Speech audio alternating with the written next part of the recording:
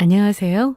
저는 서대문구에서 살고 있는 30대 여성입니다.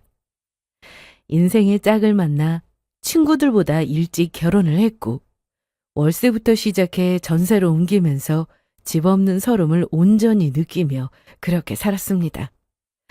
그래서 퇴근 후 부업까지 하면서 악착같이 일했고, 겨우 내 집 마련을 했는데, 전세살이가 끝났다는 사실만으로도 눈물이 날 만큼 감격스러웠습니다. 그런데 기쁨도 잠시.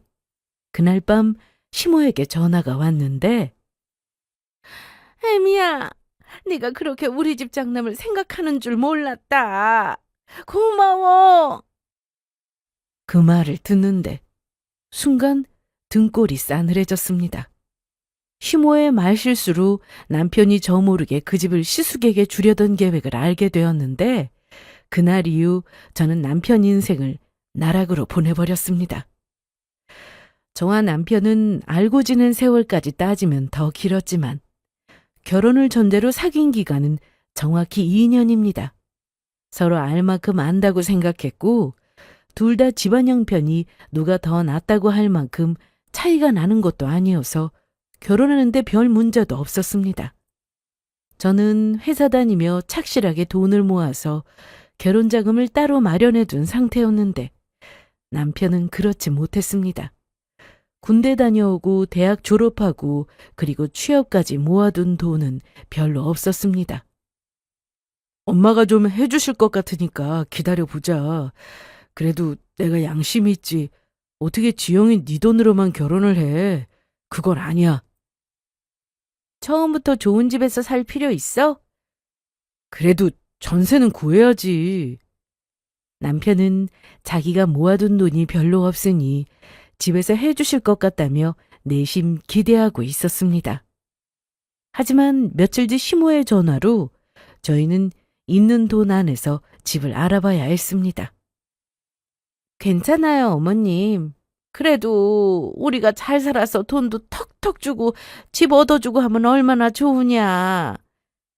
제 친구들도 결혼할 때 보니까 대출받아 집 얻고 그러던데요. 시댁은 노후 준비가 어느 정도 되어 있다고 했습니다. 그러면서 여유가 없어서 지원해주긴 힘들다고 하셨죠. 그런데 남편이 처음부터 시댁에 기대를 한 이유는 따로 있었습니다. 전부터 어머님이 그러셨대요. 남편이 결혼하게 되면 돈 걱정하지 말라고 말이죠. 작은 평수라도 집은 해주겠다고 했다는데, 그러니 남편이 내심 기대하고 있었던 겁니다. 그런데 결혼 전 어머님이 저를 따로 불러 하신 말씀이 있으셨는데요. 너희 그 돈으로 집 얻을 수 있겠어? 알아보고 있어요. 정 안 되면은 들어와 사는 건 어때? 돈도 아끼고 좋잖아.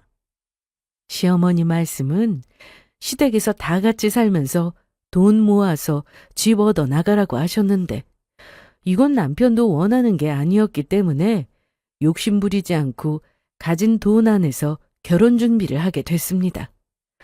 저희는 그렇게 여유가 많은 편은 아니었기에 월세로 집을 얻었습니다. 둘 다 회사를 다니고 있어서 당장 큰 부담은 되지 않았습니다. 남들은 결혼하면 무조건 해외로 신혼여행 간다지만 저희는 제주도로 신혼여행을 다녀왔고 그것조차도 너무 좋았습니다. 엄마, 아빠, 이거 선물. 가서 맛있는 거나 사 먹지 뭘 이런 데 돈을 썼어? 그래도 빈손으로 올 수 있나? 비싼 건 아니에요. 마음이 중요하지. 고맙네. 제주도는 언제든 다녀올 수 있는 곳이지만 저희 부부에게는 그렇게 특별한 곳이 되었습니다. 신혼집은 친정 근처로 얻었는데 아무래도 회사에서 더 가깝기도 하고 알아보다 보니 친정 부근에 괜찮은 집이 있었어요. 그런데 시모는 이게 못마땅하셨나 봅니다. 친정 근처에 산다는 이유로 매년 명절에는 시댁에서 살다시피 해야 했으니까요. 며느리도 저 하나라 모든 일은 제가 거의 다 했습니다. 아버님이 몸이 좋지 않으셔서 시댁에 가면 항상 누워만 계셨는데 거기다 남편에게 형이 한 명 있었는데 만나는 사람도 없고 딱히 직업도 없어서 방에 틀어박혀 게임만 했습니다. 아주버님, 식사하세요. 잠깐만요. 이것만 하고요. 너 얼른 안 나와? 아이, 알았어요. 제가 봐도 답답한데 휴모의 눈에는 오죽할까 싶었죠. 한마디로 시숙은 놀고 먹는 백수였습니다. 나이도 있는데 어디 가서 알바라도 해서 자기 쓸 돈은 벌어야 하잖아요. 하지만 그 나이에 먹도록 핸드폰 요금도 어머님이 내주고 있었습니다. 암튼 어머님은 저희가 친정 근처에 살고 있으니 거의 매일 보며 산다고 생각하셔서 명절에 굳이 친정에 안 가도 되지 않느냐는 말씀을 하셨습니다. 그래도 남편이 나서주니 시모가 하라는 대로 하지 않아도 되긴 했는데 이래저래 껄끄러운 일은 항상 생겼습니다. 저는 결혼하고도 여전히 돈을 아끼며 살았습니다. 그리고 2년 뒤 전세로 집을 옮겼습니다. 확실히 월세보다 전세가 더 나았는데 전세도 내 집은 아니라서 몇 번이나 이사를 다녀야 했습니다. 네? 아니, 갑자기 이러시면 어떡합니까? 네, 알겠습니다. 왜 그래? 무슨 전화야? 아니, 집주인인데 집을 팔 거라고 하면서 나가라네. 어제 계약기간 남았는데? 이사비 준대. 다른 집 알아볼 시간도 충분히 준다고 나가래. 이런 게 바로 집 없는 서름인가 싶었습니다. 내 집이면 이사 걱정하지 않고 편히 살아도 되는데 전세라서 언제든 나갈 준비를 하고 살아야 한다는 게 싫었습니다. 시모는 이때다 싶었는지 이쯤 되면 들어오라고 대놓고 말씀하셨는데요. 열심히 일해서 월세에서 벗어나 전세로 옮겼으면 그래도 잘했다 한마디 정도 해주실 줄 알았는데 시댁살이 하기 싫어서 난리치는 도욱한 며느리로 보시더군요. 남편의 핸드폰에서 우연히 보게 되었는데 아니 주영이 걔는 이쯤 되면 굽히고 들어와야지 뭐 어쩌겠다는 거야? 너네 이사 한 번 하는데 드는 비용을 생각해봐. 저희가 알아서 할게요. 알아서 하기는 그러지 말고 네가 잘 말해서 들어와. 사실 알고 있었습니다. 저와 남편이 결혼할 때 안 보태주셨던 이유가 쥐들이 뭐 별 수 있어? 저러다 들어오겠지 이런 생각을 하셨던 분이었으니까요. 그런데 저희가 시댁에 들어간다 해도 쓸 방은 없었습니다. 시댁은 방이 2개였는데 하나는 시부모님이 쓰고 계셨고 작은 방은 시숙이 사용 중이었거든요. 결혼 전에는 남편이 자기 형과 같이 방을 썼으니 상관없었지만 저희가 시댁에 들어가면 방이 하나 더 필요한데 그건 생각도 안 하시고 무조건 들어와 살기를 바라셨습니다. 암튼 저희는 여기저기 알아보다가 좋은 집주인을 만났고 전세로 집을 다시 구해 이사를 했습니다. 여기서 전에 살던 사람도 7년인가 살았거든요. 7년이나요? 네, 그런데 아파트 분양받아서 나갔어요. 이 집이 터가 좋아요. 이삿짐이 들어오는 날 집주인이 직접 오셔서 좋은 말씀을 해주셨는데요. 살고 싶은 만큼 살라고 하셨습니다. 혹시 집을 파실 계획은 없으세요? 나도 이 집 노후 때문에 마련해둔 집이라 당장 팔 생각 없어요. 그리고 사실 구축이라 내놔도 당장 팔리지도 않고. 구축에 전세긴 해도 집주인도 좋고 언제고 이사를 가야 한다는 압박감도 없었습니다. 그리고 1년 뒤 예쁜 딸도 태어났는데 부모가 되고 보니 더 열심히 살게 되더라고요. 자기 왔어? 그런데 빨리 했어? 당연하지. 빨래 돌려서 건조대에 널었고 설거지도 끝냈어. 솔직히 회사 일 마치고 집에 오면 너무 피곤했습니다. 친정이 가까워서 엄마 도움 받아가며 애를 키우고 있는데 매일은 아니지만 남편이 일찍 퇴근하고 집에 오는 날은 청소도 하고 애도 보고 이것저것 할 때가 많았어요. 그게 너무 고마웠습니다. 그래서 주말에 친구들과 약속을 잡을 때도 기분 좋게 보내줬죠. 자기야, 내일 토요일이잖아. 그런데? 저기, 나 친구들하고 맥주 한잔하고 들어와도 될까? 그래, 다녀와. 정말? 아싸! 고마워, 여보. 대신 너무 많이 마시지는 말고. 당연하지. 장을 봐서 제가 밥을 하면 설거지는 주로 남편이 했고, 남편이 청소기를 밀면 제가 걸레질을 하는 식으로 서로 뭐든 같이 하니 너무 좋았습니다. 물론 마음에 안 드는 부분도 분명히 있었어요. 저 역시 완벽한 사람이 아닌데 남편에게 그런 걸 바라면 안 되기에 좋은 점만 보려고 노력했습니다. 그런데 이런 생활도 그리 오래가지는 않았습니다. 평일에 친정 부모님이 애를 봐주시니 주말에는 제가 온전히 애를 보면서 집에 있었는데 남편은 평일에 집안일 도와줬다고 주말이 되면 무조건 나가려고만 했거든요. 자기야, 내일은 우리 서율이 데리고 대공원에 갈까? 가서 동물도 보고 내가 도시락 싸서 가면 점심 안 사 먹어도 되는데. 주말에 대공원 가면 사람에 치이는 거 몰라? 주말에는 어딜 가나 다 사람 많고 그렇지 뭐. 평일엔 자기 연차 쓰기 눈치 보인다면. 좀 더 커서 가자. 남편의 말도 틀린 건 없었습니다. 애 데리고 사람 많은 곳 가서 제대로 구경도 못하고 올 수 있으니 편히 집에 있는 것도 나쁘지 않았지만 그렇다고 집에서 남편이 애를 보는 것도 아니었어요. 이사를 온 뒤 저희는 남편의 평생 소원인 국산 중형차도 한 대 구입했는데 차가 있어서인지 남편은 자꾸만 나가려고만 했습니다. 처음에는 집안일에 적극적이고 친정에도 잘하니까 고마운 마음에 재미있게 놀다 오라고 하면서 보내줬는데 그런 날은 제가 혼자 애를 보며 집에 있어야 했습니다. 남의 애 보는 것도 아닌데 그게 뭐 억울하냐 하실 수도 있지만 이왕이면 남편과 같이 주말을 보내고 싶었거든요. 사람이 많아서 치이든 상관없이 저희 가족 셋이 외출해서 나들이도 좀 하고 싶은데 딸과 둘이 나가거나 친정에 가는 게 전부였습니다. 어머님은 애를 데리고 가면 좋아는 하셨으나 눈으로만 예뻐해 주시지 데리고 놀아주시는 건 없었어요.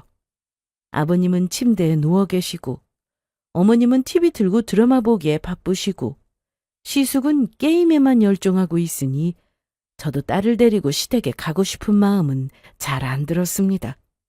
그러던 어느 날 어머님이 집으로 찾아오셨습니다.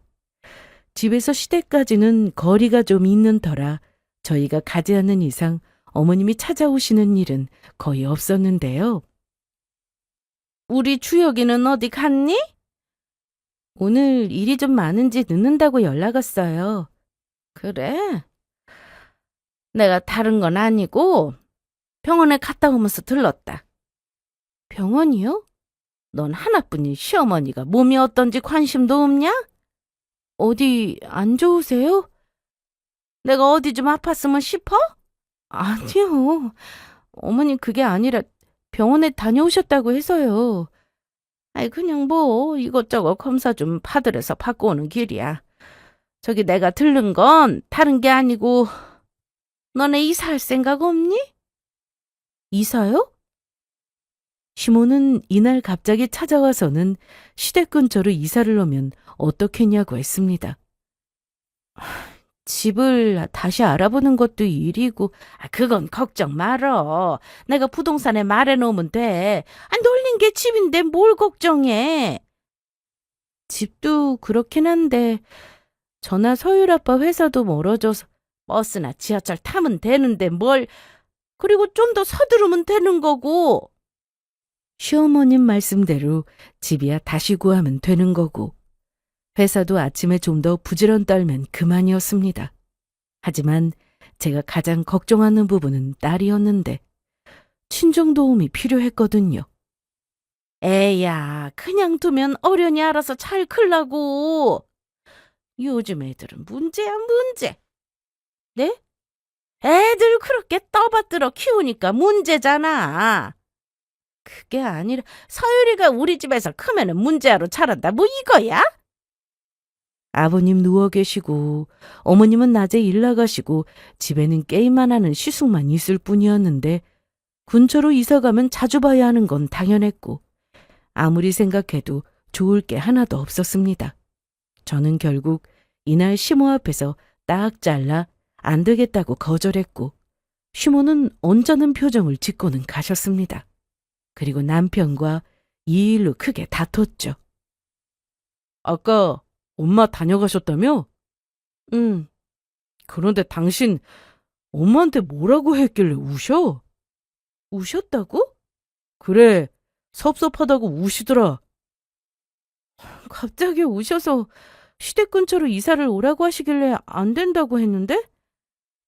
엄마도 고민 끝에 말씀하신 걸 텐데 그걸 딱 잘라 그렇게 말했어야 했어? 생각 좀 해본다고 하거나 나랑 얘기해본다고 할 수도 있었잖아. 어차피 이사 안 갈 건데 왜 그렇게 말씀드려? 괜히 기대하게 하는 거잖아. 나한테 넘기면 되는 거잖아. 어? 그래도 아들인 내가 말하면 엄마가 저렇게까지 서운해하시진 않았을 텐데. 남편과 시댁 문제 말고는 사실 싸울 게 없었습니다. 주말에 자주 나가는 것도 불만이긴 했지만 그렇게라도 해줘야 집안일도 하고 애도 보고 하니까 그건 그러려니 됐는데 저도 힘들어 죽겠는데 그건 안중에도 없는 남편이 미워지더군요. 시댁이 멀어서 자주는 못 갔지만 어머님이 약속이 있다고 하시거나 오라고 하시면 주말에 애를 친정에 맡기고 시댁에 가서 반찬 만들고 청소도 좀 하고 온 적도 많았습니다. 직장인은 주말에 쉬어야 하는데 애가 있으니 사실 온전히 쉬지도 못했어요. 거기다 시댁에 다녀오는 날은 몸살로 새벽까지 끙끙 앓기도 했고요. 이런 날은 정말이지 일주일 내내 일하는 기분이었습니다.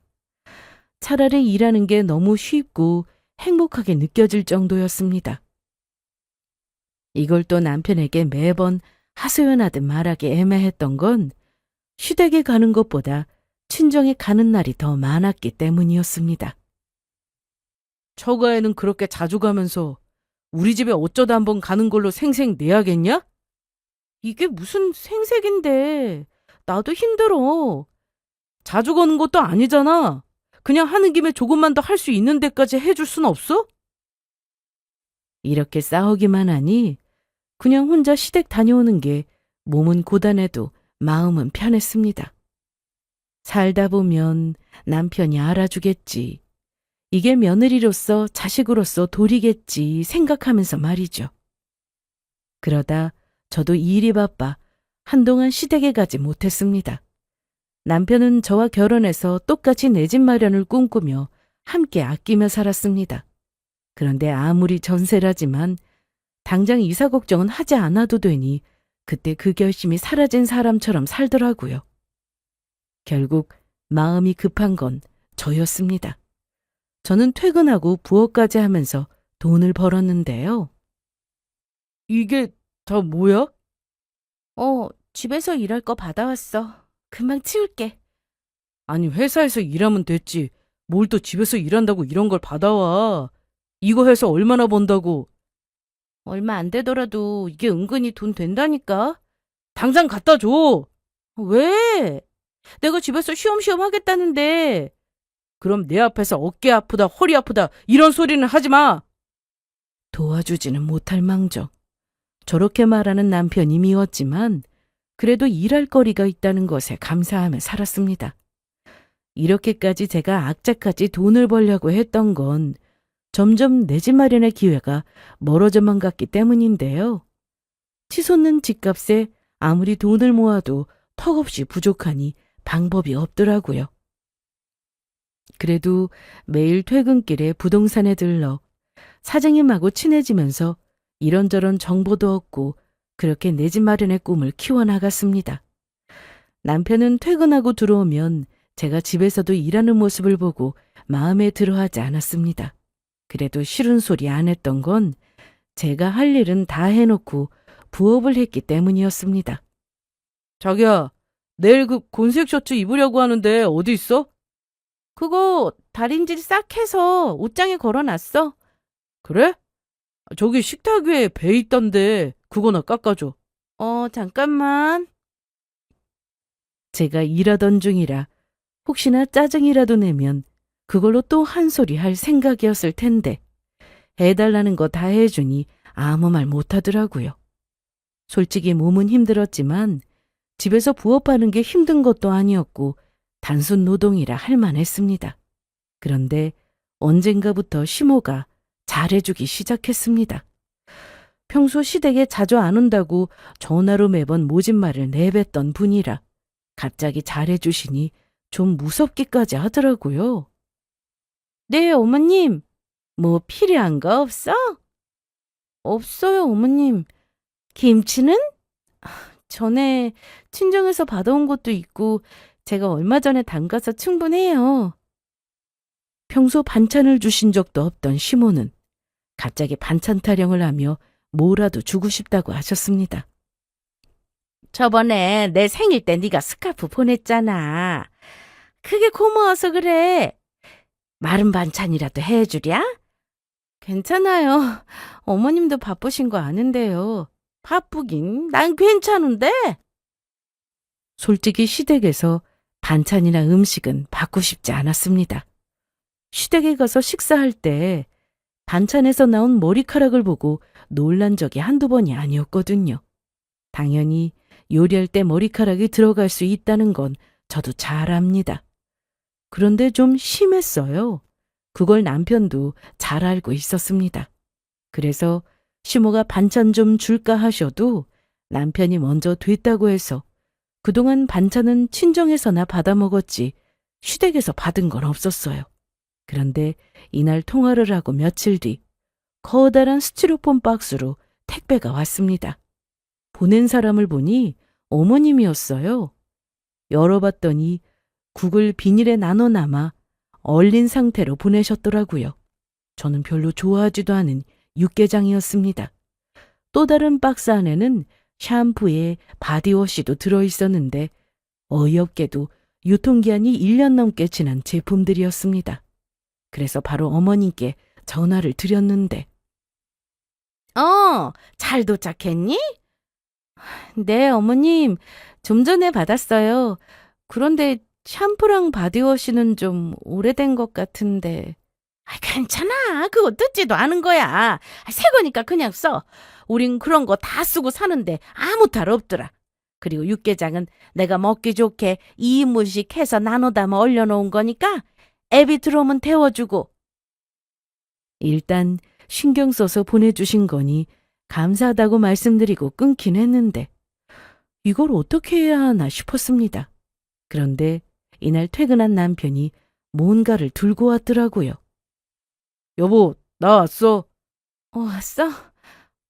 그런데 그건 뭐야? 아, 오는 길에 엄마 집에 들렀는데 우리 먹으라고 주셨어. 뭔데? 닭이네?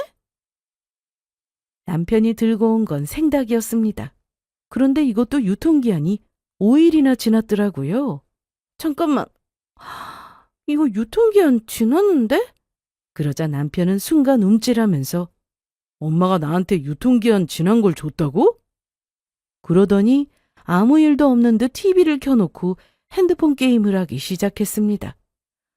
택배 온 것도 기한 지난 제품들이라 이날 제가 좀 열이 받았는데 남편의 아무렇지도 않다는 행동을 보니 참을 수가 없었습니다.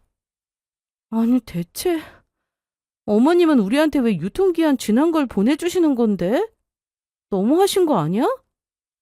아니 그게 뭐가 문제야? 뭐라고? 이날 남편은 화를 내며 안방으로 들어가 바로 이불을 뒤집어 썼는데 더 말해봤자 큰 싸움만 나고 딸도 있는데 더해서 좋을 게 없다 싶어 말았습니다. 그런데 다음 날 아침 바쁘게 출근 준비를 하고 있는데 남편이 제 눈치를 술술 보더라고요. 나한테 할 말 있어? 그럼 눈치 보지 말고 해. 그 닭, 엄마가 기한 지난 거 알고 주신 거 맞아. 어? 그런데도 받아온 거야? 엄마 집 근처에 마트 하나 있잖아. 거기는 유통기한 임박한 거나 좀 지난 건 급성 냉동을 해서 싸게 판다고 하더라고. 그래서 거기서 사오신 거래. 뭐? 아니 뭐 우리 엄마는 너한테 최고급으로만 줘야 하는 법이라도 있냐? 말이 돼? 그냥 물건도 아니고 음식인데 유통기한 지난 걸 파는 곳이 있다고? 그래. 있다고 해도 그거 받아오면서 아이스박스도 없이 실온에 있던 닭을 먹으라는 거야? 누가 최고급으로 달라고 했어? 기한 지나서 못 먹는 걸 주시니까 그런 거지. 어제도 택배를 보내주신 거 보면 다 기한 지난 거야. 제가 화나는 건 아무리 절약하시는 분이라도 그렇지 자기 자식 입에 들어가는 건데 그거 조금 아끼려고 기한 지난 거 주시는 게 말이 되냐 이거였습니다. 저는 아침에 전날 시모에게 받은 육개장을 데워서 차려놓고는 딸을 데리고 먼저 나왔습니다. 그런데 출근해서 남편에게 연락이 왔는데 너무 어이가 없었습니다. 그게 뭔 소리야? 아무리 그래도 먹는 걸로 장난치냐? 아침 먹는데 국에서 머리카락 나왔다고. 닭을 내가 사온 것도 아닌데 왜 나한테 그러냐? 지금 나한테 화풀이하는 거야? 여보, 그거 어머님이 주신 거야. 뭐? 어머님이 자기 육개장 좋아하니까 주라고 보내주신 거라고. 아침에 난 그거 냄비에 데워서 준 거고. 그랬더니 남편은 말없이 전화를 끊었습니다. 할 말이 없었겠죠. 이번 일로 남편은 시댁에 갔습니다. 시모에게 따지려고 간 게 아니라 집에 들어오기 싫다고 간 거였어요. 사실 결혼 초에도 이런 일이 몇 번 있었습니다. 저와 싸우거나 말다툼을 하면 말이 안 통한다고 하면서 집을 나가 시댁에 가더라고요. 쪽팔려서 친정에 말하지도 못하고 매번 좋게 좋게 말해서 남편과 화해하고 집에 들어오고 그랬는데 이게 반복이 되니 이건 아니다 싶어서 버릇을 고쳐줘야겠다 싶은 마음에 남편이 시댁에서 지내는 동안 일부러 연락도 안 했는데 남편도 시댁보다는 집이 더 편하니 며칠 지내다가 알아서 들어왔습니다. 그런데 와서 한다는 소리가 엄마가 밥 차려주고 다 해주니까 좋더라. 저도 일하고 애도 보고 해야 하는데 매번 아침을 차리긴 어려웠습니다. 그리고 남편도 손발 다 했는데 밥은 자기가 알아서 챙겨 먹을 수도 있는 거잖아요.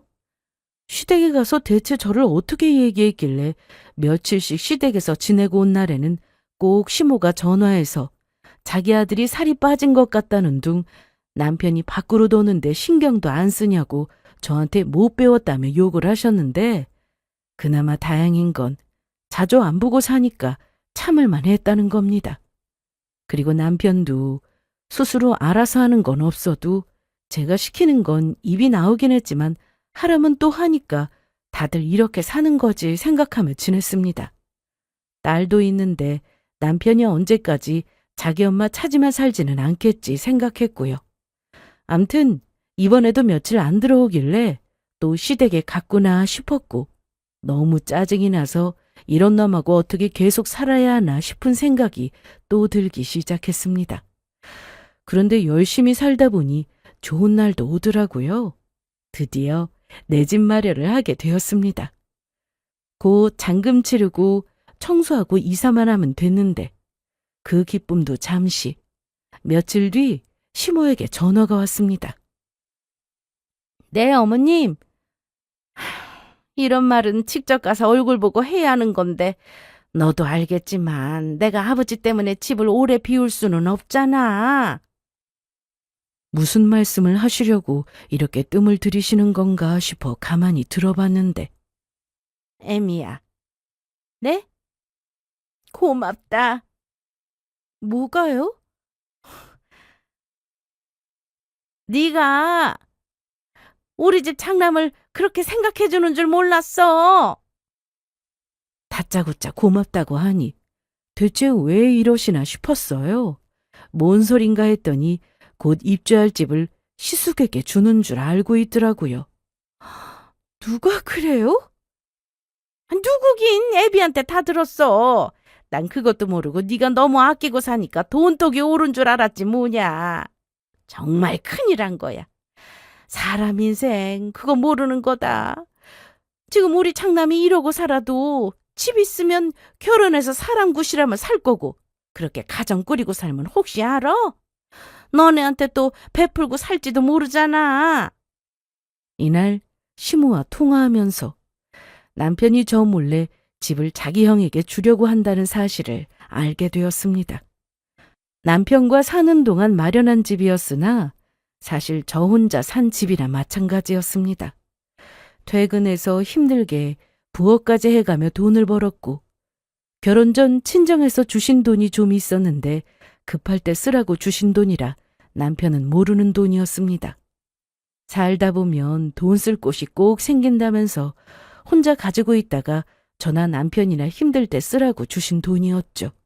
그런데 사는 내내 남편이 제 속을 썩이고 시댁 문제로 골치 아프게 하고 그런 적이 어디 한두 번이어야죠. 시모에게 모진 말도 들어가며 내 집 마련하는 데만 신경 쓰고 살았는데 갑자기 집을 자기 형한테 준다고 하니 기가 막힐 노릇이었습니다. 이날 남편이 퇴근하고 들어오자 저는 바로 물었습니다. 아까 어머님하고 통화했는데 그게 무슨 소리야? 뭐가? 집 말이야. 말하려고 했는데 아이, 우리 형 저렇게 둘 거야? 뭐? 그래도 집에서 장남인데 결혼은 해야지. 그게 집이랑 무슨 상관인데? 엄마한테 들으니까 형이 여자친구가 생긴 모양이야. 결혼하고 싶다는데 집이라도 있어야 여자가 시집 오지. 지금 하는 일도 없는데 집만 있으면 되는 거야? 일이야 구하면 되는 거고. 내가 그 집 마련하려고 얼마나 애쓰고 살았는지 알면서 그런 생각을 해? 우리야 또 돈 벌어서 모으면 되는 거잖아. 한동안 자기가 애썼으니까 이번엔 나도 도울게. 그럼 더 빨리 집 장만할 수 있는 거 아니야? 돌아버리는 줄 알았습니다. 툭 하면 삐져서 시댁에 가서 몇 시씩 자고 오는 것도 짜증나는데 그래도 애 아빠고 어르고 달래면 말은 들으니까 같이 살았더니 하는 짓이 수준 이하였어요. 이날 바로 이혼이라고 외치고 싶었는데 참았습니다. 사람이 기대했다가 일이 틀어지면 실망도 큰 법이잖아요. 이건 누가 봐도 말도 안 되는 조건이었습니다. 그래서 잔금 치를 때 서류 정리를 하자고 했습니다. 딸도 있는데 설마 제가 이혼할 거란 생각은 전혀 하지 못하는 것 같았는데 저는 남편에게 조금의 미련도 없었습니다. 남편이 말한 조건은 입주할 집은 자기 형에게 주고 그럼 시댁에 방이 하나 비니까 거기서 지내자는 거였습니다.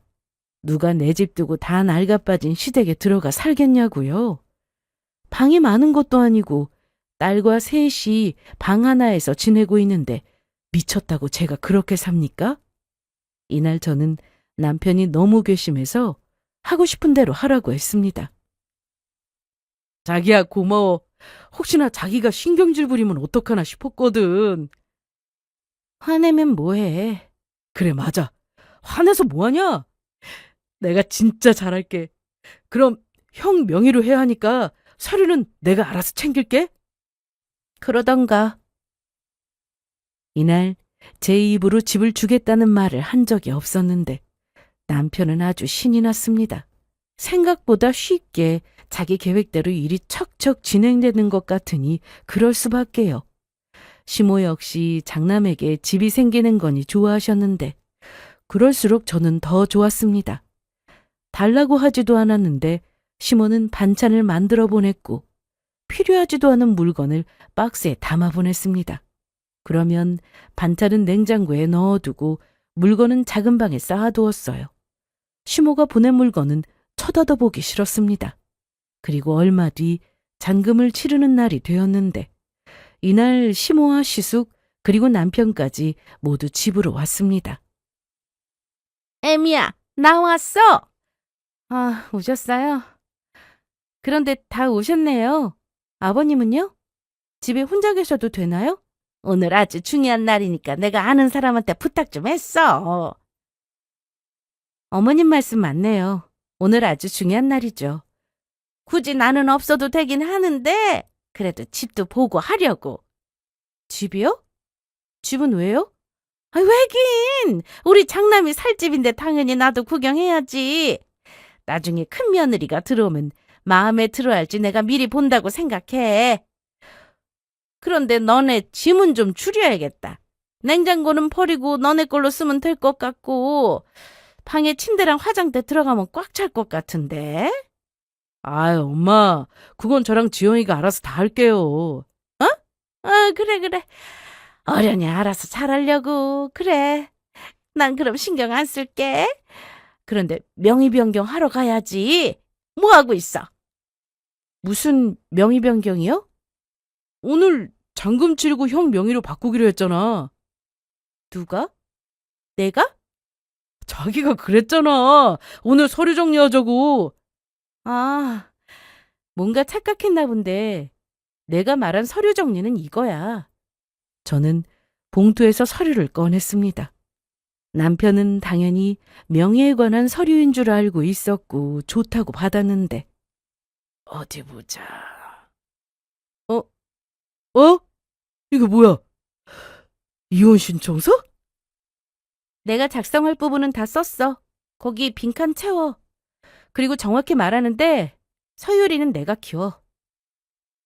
아니, 잠깐만. 그러니까 나랑 이혼을 하겠다고? 자기가 말한 서류 정리라는 게 이거였어? 어, 야!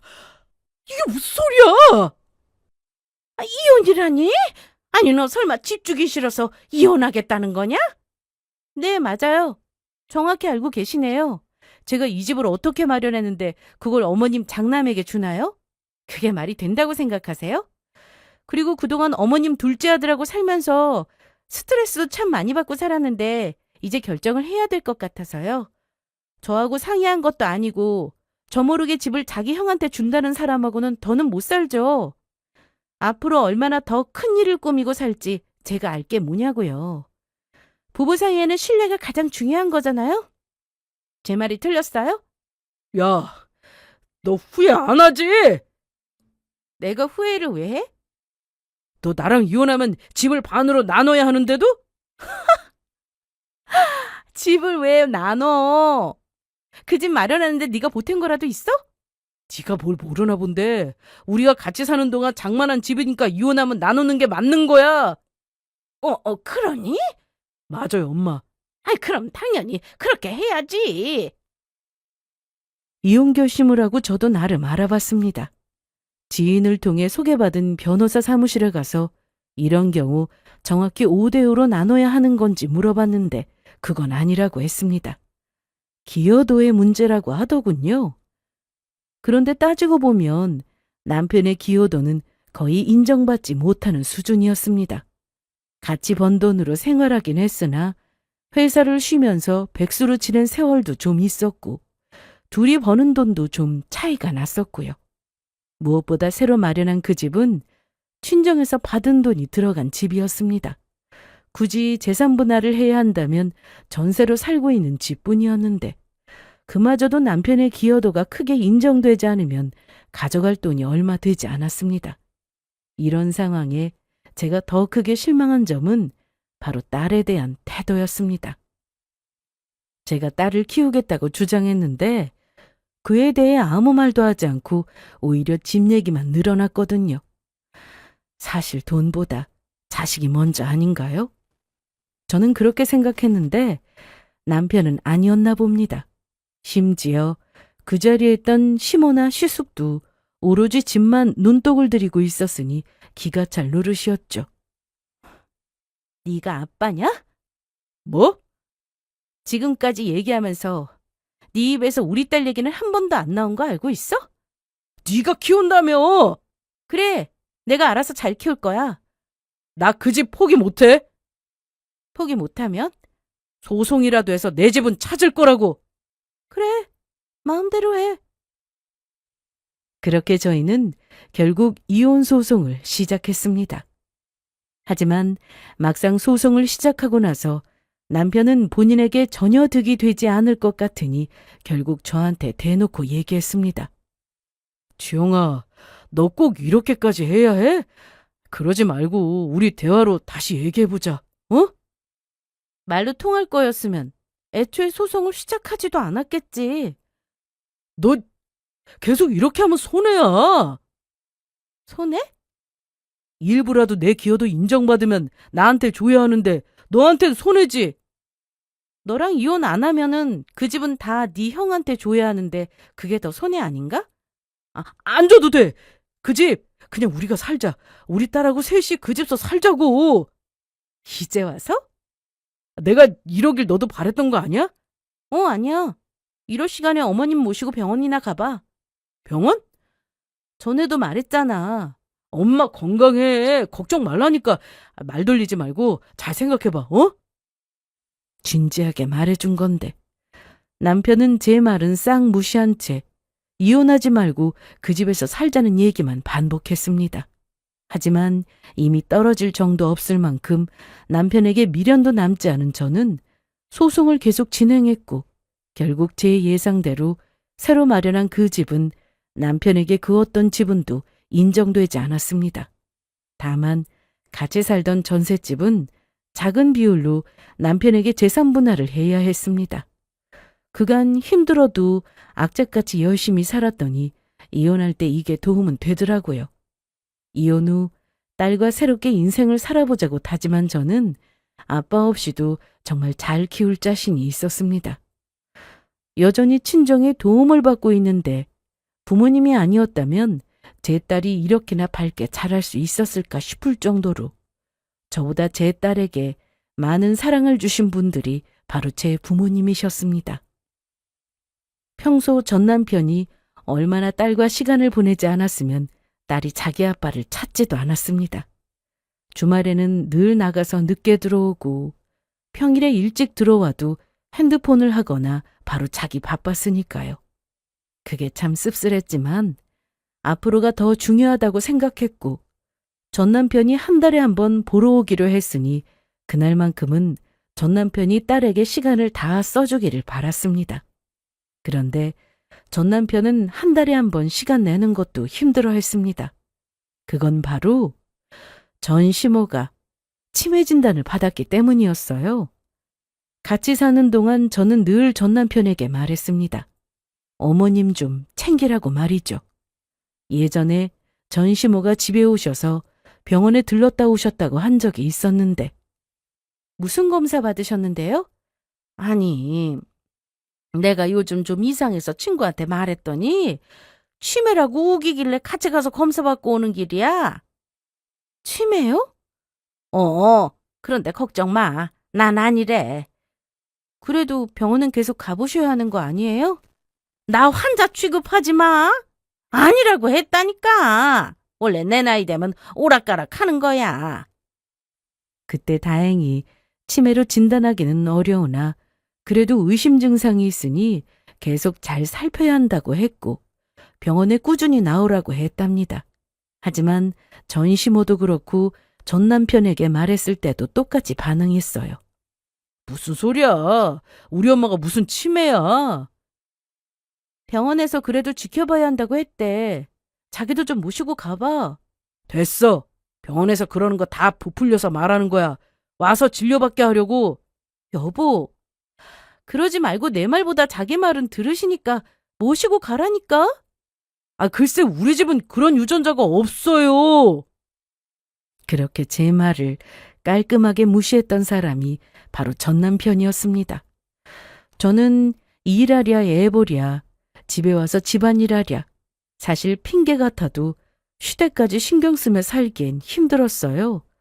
몸이 10개라도 부족하다는 말을 이럴 때 쓰는구나 싶을 만큼 바쁘게 살았습니다. 전 시모 역시 제가 같이 병원에 가자고 해도 말을 듣지 않으시니 제가 어쩌겠어요. 그런데 그게 결국 탈이 나고야 말았습니다. 전 남편과 제가 이혼 후 전 시모는 짜증이 부쩍 늘었다고 했는데 처음에는 자식이 이혼해서 들어와 살고 있으니 화가 나서 그런가 보다 생각했어요. 하지만 그게 아니라 그건 바로 치매였습니다. 전시모 성격상 원래 짜증이 좀 많은 터라 가족들도 전혀 의심하지 못했다고 하는데 한 번은 너무 이상해서 전 남편이 모시고 병원에 갔다가 진단을 받게 된 거였죠. 제가 이걸 알게 된 건 전 남편이 저를 찾아와서 다 말해줬기 때문이었는데 그래도 우리 서유리한테 할머니잖아. 너는 알고 있어야지. 그래서 병원에서 어떻게 하래? 치료받으면 좋아진대? 일단 기억력 훈련인가? 그거 재활치료 같은 것도 한다고 하더라. 벌써부터 엄마가 깜빡깜빡해. 화도 많이 내고. 내가 그때 네 말 듣고 병원에 모시고 갈 걸 그랬다. 그랬어도 완전히 막을 수는 없었겠지만. 그런데 이날 전 남편은 딸 얼굴도 보고 할 말도 다 했는데 가질 않았습니다. 알았으니까 그만 가봐. 나 오늘 여기서 하루 자고 가면 안 되나? 안 돼. 이번 한 번만 거실에서 잘게. 거실이든 현관이든 어디든 잠은 집에 가서 자. 집에 들어가기 싫어서 그래.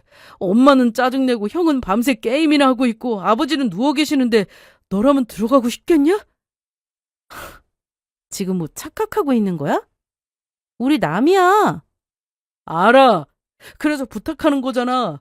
그래도 난 서유리 아빠인데 아빠 자격으로 들어가면 안 되는 거야? 가라. 자기야, 여보. 그 호칭 좀 그만할 수 없어? 이혼한 지 한참 지났는데 왜 이래?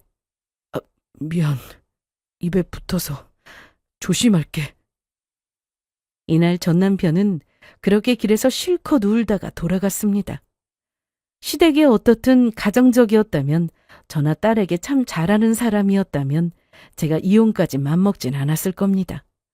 가족이 우선인 사람이었다면 집을 자기 형한테 주자는 말도 안 되는 소리를 하지도 않았을 테니까요. 울면서 걸어가는 뒷모습을 보는데 솔직히 불쌍하다는 생각도 들지 않더라고요. 전 남편과는 완전히 연락을 끊기는 어려웠습니다. 딸 때문에 연락할 일이 종종 있었는데 사실 전 남편이 저에게 연락하는 건 완전히 다른 일 때문인 경우가 많았습니다. 난데 혹시 주말에 집에 좀 올 수 있어? 왜? 서유리 만나는 날도 아닌데? 그게 아니라 엄마가 널 찾으시네? 나를 왜? 네가 생각나는지 요즘 부쩍 너 어디 있느냐고 찾으셔. 싫어! 야, 아무리 이혼했어도 이 정도는 해줄 수 있는 거 아니야? 다 잊었어? 결혼해서 사는 동안 당신 엄마가 나한테 얼마나 모진 말을 많이 하셨는지? 그래, 다 아는데. 그럼 나한테 이런 말도 전하지 말았었어야지. 앞으로 이런 얘기할 거면 전화도 문자도 하지 마. 제가 전 남편을 만나는 날은 한 달에 딱 한 번이었습니다. 딸과 만나는 날이요. 그날 말고는 만나지도 않았고 특별한 일 아니고선 연락도 하지 않고 지내고 있었습니다. 전 남편은 사는 게 참 힘들어 보였는데 당연했어요. 자기 형이라는 사람은 아직도 하는 일 없이 집에서 놀면서 게임이나 하고 있고 아버지는 누워 계시니 대소변도 직접 받아야 했죠. 원래 어머니가 하셨는데 이제는 어머님도 치료를 받는 상황이 되었으니 그 집에서 장남은 바로 전 남편이었습니다. 버는 족족 병원비로 생활비로 나가고 집에 오면 집 청소도 직접 해야 하니 사는 게 힘든 게 당연했습니다. 저는 이혼했지만 확실히 그전보다 더 행복하게 잘 살고 있습니다. 전에는 그래도 엄마 아빠 모두 있는 게 자식에게 더 좋은 거라고 생각했었는데요. 사실 남편이라는 사람이 없으니 화낼 일도 없고 속 끓일 일도 없어서 스트레스도 안 받고 너무 잘 지내고 있습니다. 앞으로 딸이 점점 더 크면서 아빠를 더 자주 찾을 수도 있고 보기 싫어도 같이 만나야 하는 날도 분명 오겠지만 괜찮습니다. 저는 제 자리에서 엄마 역할 똑바로 하면서 그렇게 딸에게 사랑 주며 살면 된다고 생각하고 있습니다. 그래도 딸이 제법 컸다고 일을 마치고 집에 오면 힘들었지 하면서 안아주는데 친정 부모님 아니었으면 이런 생활이 어떻게 가능했겠어요? 이혼한 게 너무 죄송해서 항상 죄송스러운 마음을 가지고 살았는데 이제는 다 털어버리려고 합니다. 죄책감이라는 게 살면서 도움이 전혀 되지 않더라고요. 그냥 있는 그대로 딸을 사랑해주고 부모님께 잘 사는 모습 보여주면 그게 바로 효도인 것을 왜 이제야 깨달았는지 모르겠습니다. 앞으로도 저 잘 살아갈 테니 응원 많이 해주세요. 그럼 제 사연은 여기서 이만 마치겠습니다. 들어주셔서 감사합니다.